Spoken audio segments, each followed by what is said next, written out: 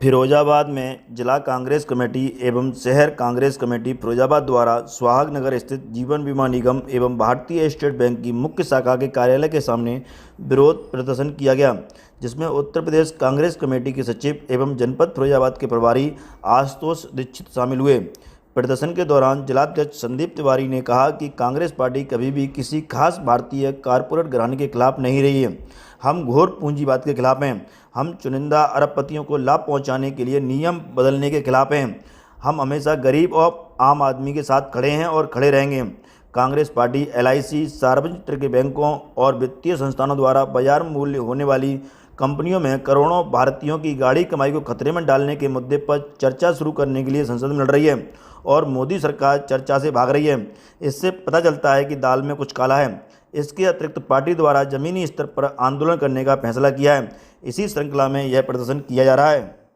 जी, किस तरह का विरोध है? देखिए, मैं आपको बताऊं, मेरे मित्र ने अभी एक सवाल पूछा कि अडानी जी का जो है वो आपकी सरकार में, ईमानदारी से आप बता देना, अडानी जी का नाम सन 2014 से पहले आपने सुना था?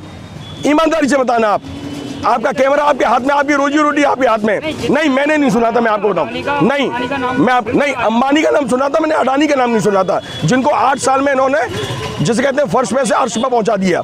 देखिए, सभी को पता है कि स्टेट बैंक ऑफ इंडिया और LIC का पैसा, जो कि भारत की जो आम जनता है, उसकी एक चमा पूंजी यहाँ पर सुरक्षित की जाती है, जो उसके जीवन को, उसके भविष्य को बचाने के लिए माना जाता है, उसके भविष्य की लाठी मानी जाती है। आज वो खतरे में है। आपको याद होगा, जब नोटबंदी का समय हुआ था, तब इस सरकार ने कहा था कि हम काला धन वापस ले आएंगे, जो ब्लैक मनी है वो वापस आएगा, जो नकली नोट है वो खत्म हो जाएंगे। आपके बगल में ही फिरोजाबाद जनपद में, शुकाबाद में नकली नोटों की एक फैक्ट्री पकड़ी गई है। आप बताइए, दूसरी चीज कौन सा ब्लैक मनी आया?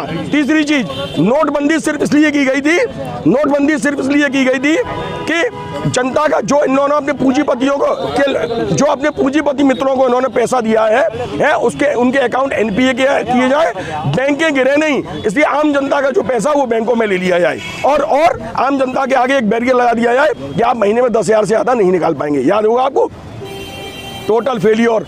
हमारे यहाँ के उद्योग उससे खत्म हो गए, हमारे यहाँ के जो आम जनता के जो काम थे वो खत्म हो गए।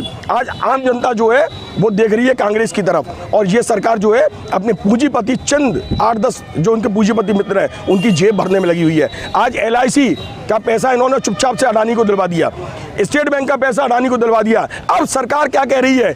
जब हिंडनबर्ग की रिपोर्ट आ गई तो सरकार क्या कह रही है? हम इसकी जांच करवाएंगे। अब बैंकों से पूछ रही है कि अडानी, अगर कोई अनियमितता नहीं हुई है तो आप फिर बैंकों से ये क्यों कह रहे हैं कि किस किसने अडानी को लोन दिया है?